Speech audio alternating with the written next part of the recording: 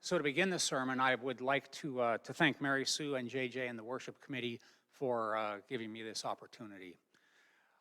The way this will be structured is I'm going to tell a story and then give the sermon. And for the story, in other churches, other denominations, they might even call this testifying. We don't typically testify in the UCC, but this sermon is a testament to the power of prayer and to God's compassion. I've mentioned this story to a number of people in the past, but no one actually knows the whole story. So now you all will know the whole story. And it begins in Mexico, just south of Tijuana, in August, in a very hot August. It was in the upper 90s, and this is 2008, where our youth group drove down to build a home for some people who were living in a shack that was about to fall down. We were not allowed to use any power tools, and so we dug the foundation, mixed the concrete, sawed the 8-foot-long plywood sheets. All of that was done by hand. So it was hard physical work. There were no trees, there was no shade, it was just dust everywhere. There were long days in the direct sun. And we had 5 days, and then we had to leave. And if we didn't finish the house in 5 days, well, then it simply didn't get finished, and they wouldn't have a complete home to live in. The family, there were 3 children. They could afford to send one of the children to school. I believe the other 2 were illiterate, as the mother and father were also illiterate. So this was a family who, they're in deep poverty, and they needed a home. So we'd finish our, let's say, the first day, and it was hot, and we felt pretty good. Got back to where we were camping, and where we were camping also had no shade. It was a very large, flat parking lot with some latrines dug, and if you brought your own water, you could take a shower. But that was about it. Everything was in the direct sun there as well.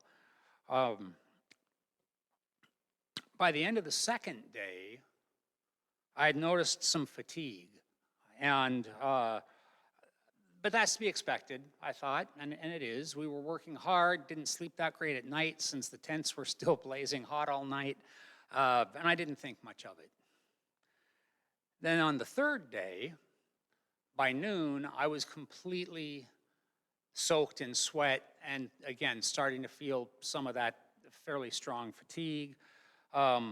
Kept going. At one point of the day, I noticed a barrel of water off to the side of the people's shack, and I was just so hot I went and stood in the water. That was rather unfortunate because that water was their drinking water. So I quickly got out, we emptied that out and refilled it, but any cooling water was off limits for Steve if I got hot during the day. So then, now we've come to the fourth day. And I was actually, by the end of that day, I was in pretty bad shape. I did drive from the job site back to our campsite in the parking lot. I probably shouldn't have done that. I had numbness and confusion. I was nauseous. My vision was a little blurry and just incredible fatigue. And so we got back, and there was my tent that had been sitting in the sun all day, and I went and crawled in and laid down, skipped dinner. I just didn't have the energy to eat or do anything and just wait for the morning to come. Well, according to the Mayo Clinic, their website says, having heat exhaustion one day can predispose an individual to heat illness the next day. And they suggest getting out of the sun, remaining in an air-conditioned building, or maybe enjoying a cool bath. Well, that wasn't going to happen down there.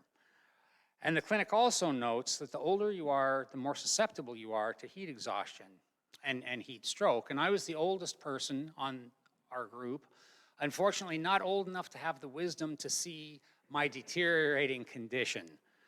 And then there's also several websites, and they state in bold, heat exhaustion can lead to heat stroke, which is a medical emergency that requires immediate medical help or death may ensue.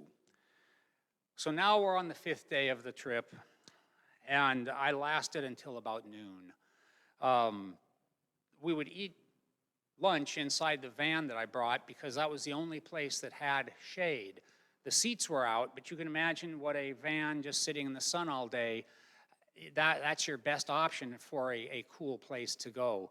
So when the kids cleared out after lunch, I crawled in and just laid there on my back staring at the ceiling. And after a while, my oldest son, Matson, came up to say, Dad, how are you doing?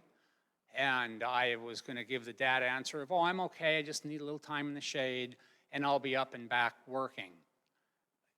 As I was about to say that, I was going to lift my head up some to look at him so I could look him in the face and tell him this. When I tried to do that, I could not move my head off the floor.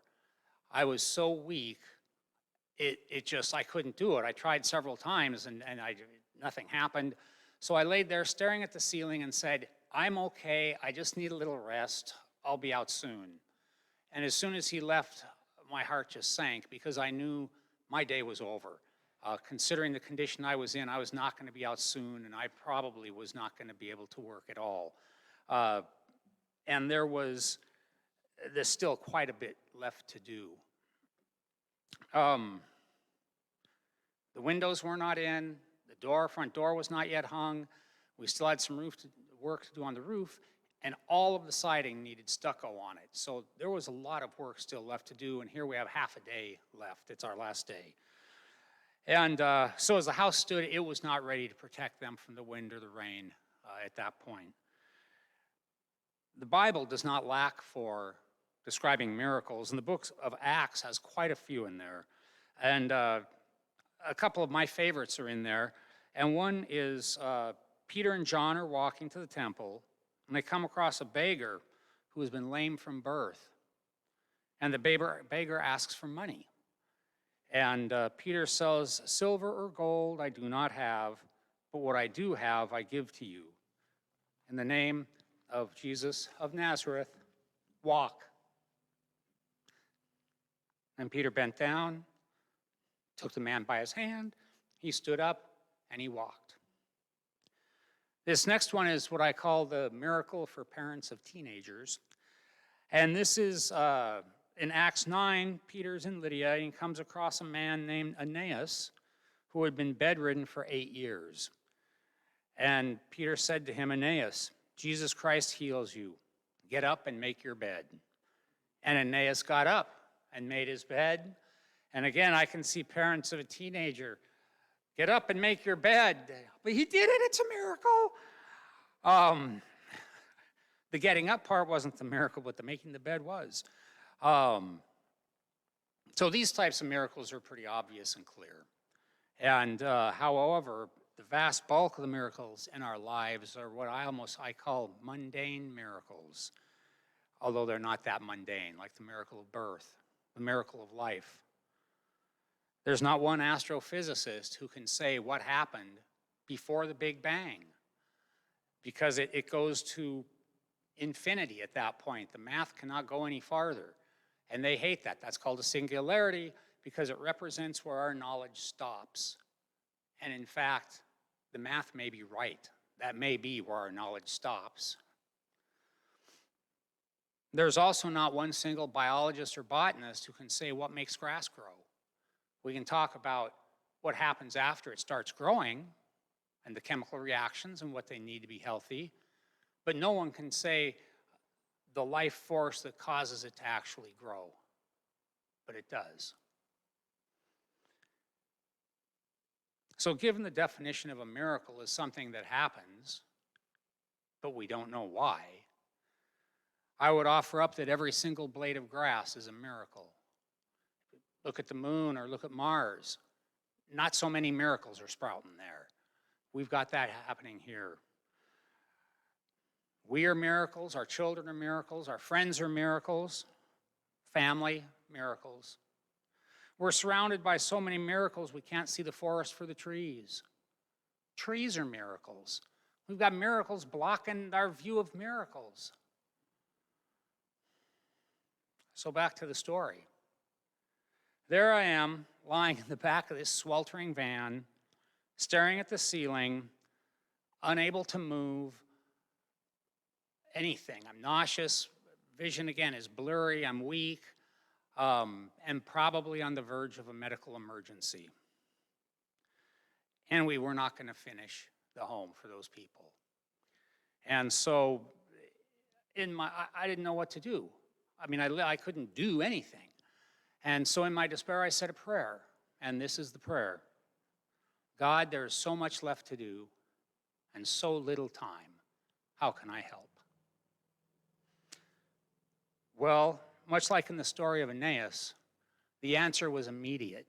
And when I say immediate, I don't mean 1 minute or half a minute or 5 seconds. I mean like that, immediate. The prayer ended, and all my strength returned. The nausea went away, my vision became clear, my head stopped spinning, and I could just feel the strength return to me. And I was at first a little shocked, but I thought, well, let's see what happens. And I would prop up on my elbow, and I was positive I was going to pass out because the way my head was feeling, if it raised up the elevation, I was going to pass out. But I wouldn't have far to fall, so I thought I'd give it a try. I propped up on my elbow, and I was fine. And so I thought, well, what the heck? I'll try sitting up. And once again, if I go out, I won't have far to fall. So I sat up, and I was fine. I thought, well, what the heck? I'm just going to go ahead and stand up, and I might just stay standing. And I did. And so I then just strode down to the job site, and I spent the rest of the afternoon standing on a ladder, holding one big pallet full of stucco in one hand and the other one smearing it on the walls. And was kind of amazed, but kept it to myself and worked the rest of the day until about 5 o'clock that afternoon. And we finished. We finished the entire project. We went back at the end of the 5th day. I ate dinner, felt perfectly fine, woke up the next morning, felt fine, and felt fine for the rest of the trip as we continued on our way home. So that was 14 years ago. And just last year, I was looking at this picture. This is, I believe Robin Jackson took this picture. It's me just about to get in the van and drive away for the last time from the job site. And I noticed something I'd never noticed before. Want to go to the next one? That there's an angel on my chest. Now, I've walked this earth for 63 years.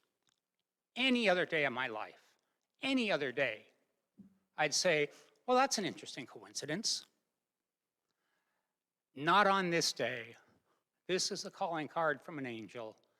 And I can kind of hear him saying, I was in the neighborhood, Steve, so I stopped by. Got to go now. Oh, yeah, and you're welcome. So it's the end of the day, and I'm standing there with a smile on my face, an angel on my chest, and in all likelihood, I probably should have been dead. So that's the end of the story. Now for the sermon. Don't worry, it's short. In fact, it's only one sentence. That way you can go home, you can say, I remember his entire sermon. And since this is the sermon, I'm going to put my foot heavy on the preacher pedal, and I'm going to let you know this is not a recommendation. It is not a suggestion. Or as my father used to say, I'm not asking you to do this. And here it is.